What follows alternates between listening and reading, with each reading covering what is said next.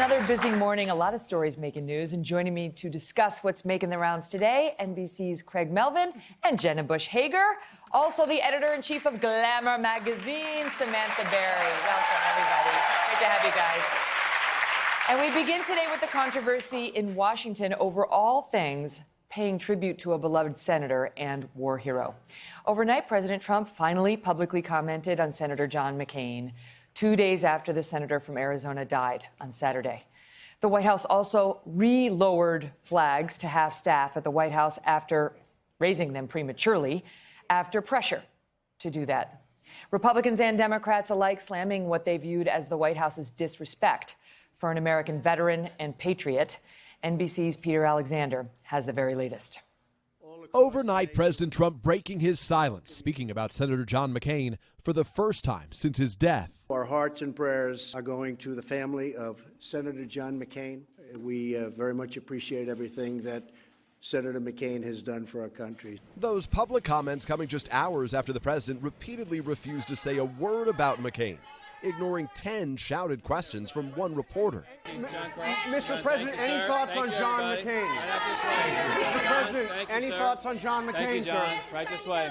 Everyone's moving. Still, the White House's actions speak volumes. Initially raising its flag while others across the Capitol remained at half staff, later reversing course after veterans groups urged the president to reconsider. The president also taking heat from members of his own party. Georgia Republican Johnny Isakson sending a harsh message to those not willing to honor McCain. But anybody who, in any way, tarnishes the reputation of John McCain deserves a whipping. I would say to the president or anybody in the world, it's time to pause and say this was a great man.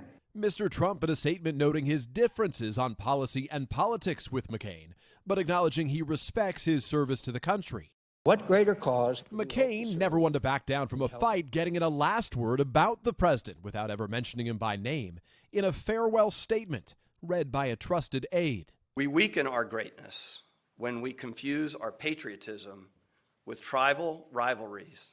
We weaken it when we hide behind walls rather than tear them down. The former POW and six-term senator reflecting on a life well lived. I would not trade a day of my life, in good or bad times, for the best day of anybody else's. His wife, Cindy McCain, tweeting tears alongside a photo of her husband's desk in the Senate draped in black, with a vase of white roses set on top. His colleagues delivering an emotional chorus of praise. We are fortunate to have known him best in Arizona.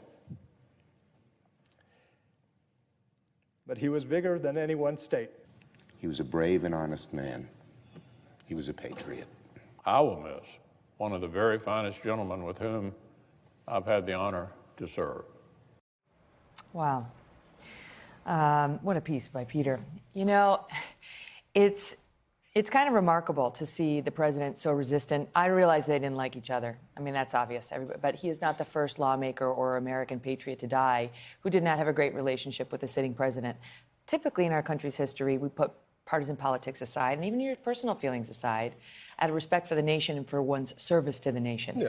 I mean, that guy spent 5.5 years in a POW camp and did not break and stood by his countrymen. And so, you know, one of the many problems with President Trump is he makes every moment about his own personal pettiness as opposed to about the country.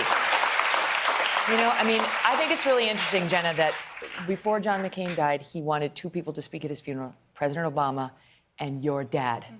You know, and they had their differences too. Yeah. I mean, your dad beat him out for the nomination and won. But then they became dear friends. And I think there's a history in our country, long before what we're living in now, where politics is put aside for friendship. And John McCain was a good friend. Mm-hmm. He was a really good person, and he will be missed. And I think his words, his statement, I mean, I wanted to shout it out to my little children who don't know how to read, because his statement speaks to the best of our country and where I believe we'll go back.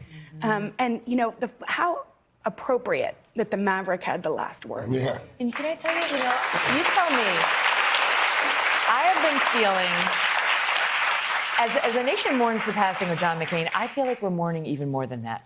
I feel like there's something, it symbolizes more than just the death of Senator McCain. It's the death of an era.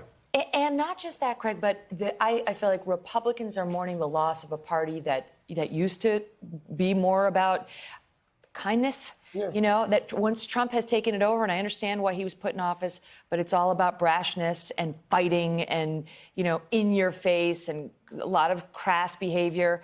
And Senator McCain, while he was fine with the fight, you know, represented an era in which things could be a little bit more bipartisan. You could reach across the aisle, and it just seems like, has that died with him? We had Lindsey Graham on the Today Show this morning, top of the hour. Longtime friend of Senator McCain. They traveled together frequently. They were BFFs. And Senator Graham all but acknowledged that the president's behavior over the past few days was small. He all but acknowledged it, but wanted to move on. One of the things that I have found interesting is clearly someone finally got to the president. It was the veterans. Yeah. The veterans shamed him into re-lowering that flag. I think the American Legion had something to do with it. The Wall Street Journal is reporting that Sarah Sanders, the longtime friend of Senator McCain, Sarah Sanders, according to the Journal at least, also got to him. But it has been very sad over the past few days because there are very few legitimate heroes left in the United States of America. And here's a guy, regardless of your politics, here's one guy who embodied everything that the country should be about. You mentioned the 5.5 years that he spent in captivity. What a lot of folks don't realize is John McCain's father was a rear admiral who was in command of the Pacific Forces. He was offered early release. And John McCain said, no, thank you. I'll stay. I'm not leaving till we all leave. Yes. I mean, if we can't celebrate guys like John McCain in America collectively, if we can't celebrate John McCain, then it speaks volumes about where we are. But I do think, and I think we shouldn't, I think part of what's happening is we're getting lost in this moment. People are celebrating all across our country. And like you said, it's the everyday people's voices that are being heard. So let's not get, because one person may not be celebrating loudly. But it's the president. That's why, I mean, when you see him sitting there, like... I agree. And I know his defenders would say he's authentic. That's his authenticity. He didn't like John McCain. He doesn't want to say something that isn't true for him. But the thing is, history has shown us, I mean, I'm sure, you don't have to reveal here, that your dad disliked a number of people in and around Washington. How could you not? Did he dislike? How could you not? That's a strong word. But it's like, typically our presidents have looked to provide healing moments in the wake of big losses or national tragedies. And man, we've gone a different way. I mean, we've gone a different way as this beautiful line gets offered to us posthumously by John McCain's spokesperson. Do not despair our present difficulties, but believe always in the promise and greatness of America. Yeah, beautiful. It's interesting as well. John McCain wasn't even, not just here in America was he revered. He is, for me, who's new to this country, he's one of the only senators I knew before I came here.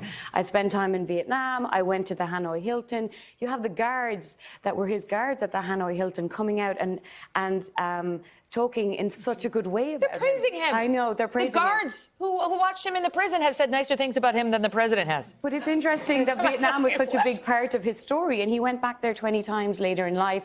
And while he never forgave those guards, and he said it, I think as late as 2000, that he would never forgive those guards, he really cared about the Vietnam-US relation and really pushed that as a senator. So he's very much a senator that was known on a global scale, not just here in the US. All right, let me shift gears quickly, because also in the news today is a story that we've been covering, and it has to do with the Me Too movement. And Louis C.K., the comedian, very popular comedian, who was sort of brought down by the Me Too movement, and 5 women who came forward to describe really inappropriate conduct by him. 3 claimed that he pleasured himself in front of them. 1 said while she was on the phone. The 5th said she tried. Anyway, there were 5 women with very graphic details, all of which he admitted. He did not deny it. He lost a movie. FX ended their production deal with him. The release of his film was canceled and so on. Well, he reemerged last night at the Comedy Cellar and did a 15-minute bit, and they only had 1 person call to complain about that, and it's raised a question about, is there life after Me Too for those who have been taken down by it? I think it depends on who you are, it would seem, and I think it depends on what you were accused of. But I think this is a movement that we are still clearly in the early stages of. So I think as a society, we're probably going to sort of feel our way through this. But I think it's going to be very interesting to see who gets a pass and who doesn't get a pass. And it would seem as if Louis C.K. is going to be one of the first to at least test the boundaries. I wouldn't be surprised if Louis C.K. gets a pass. I think our country loves redemption. I mean, there should be. People make mistakes, but like Craig said, there's a spectrum of mistakes made. Right. I also think with Louis C.K., one of the things that he did that others didn't do, and we're about to hit the 1-year anniversary of Me Too, right? One thing that Louis C.K. did do was he came out with a statement that did not disparage the people that had accused him. He did acknowledge what he had done straight up front, and he also said, this is about power. I asked these women to show them my private parts beforehand, but I didn't realize until it was shown to me that the power in the situation is what made it wrong. So he did something that a lot of other people that have been accused of Me Too haven't done, where they either try to disparage the accusers or just deny, or give some blanket like, oh, I made some mistakes, but I deny it. It's like, you want forgiveness, come ask for it legit. Own up to your responsibility, make a public apology to the women you've hurt. And I think in some cases, too much damage has been caused. Too many women's careers have been ruined. For me personally, to want to see the reemergence, I just feel like, you ruin somebody's career because she won't sit on your lap and do it. Like, I don't really need to see you in news circles again. That's my own personal view of it. It's not that you can't have forgiveness and maybe move on to a position where you're not overseeing young women, or the genders could be reversed, but I'd want to see a real sea change in that person's thinking and realizations about what's important in life and how one behaves. Hello, Today fans. Thanks for checking out our YouTube channel. Subscribe by clicking that button down there and click on any of the videos over here to watch the latest interviews, show highlights, and digital exclusives.